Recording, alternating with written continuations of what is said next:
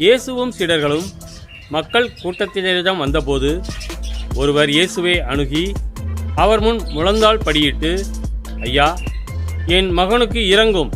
அவன் வலிப்பு நோயால் பெரிதும் துன்புறுகிறான். அடிக்கடி தீயிலும் தண்ணீரிலும் விழுகிறான்.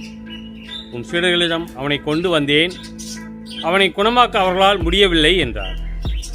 அதற்கு இயேசு, நம்பிக்கையற்ற சீரழிந்த தலைமுறையினரே, எவ்வளவு காலம் நான் உங்களோடு இருக்க இயலும்? எவ்வளவு காலம் நான் உங்களை பொறுத்து கொள்ள இயலும்? அவனை என்னிடம் இங்கே கொண்டு வாருங்கள் என்று கூறினார்.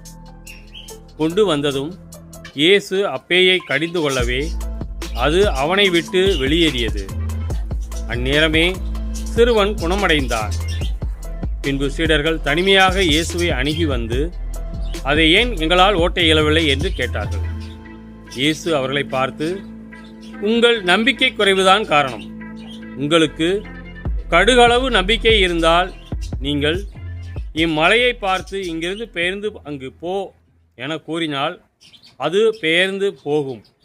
உங்களால் முடியாதது ஒன்றும் இராது என நான் உங்களுக்கு சொல்கிறேன் என்றார்.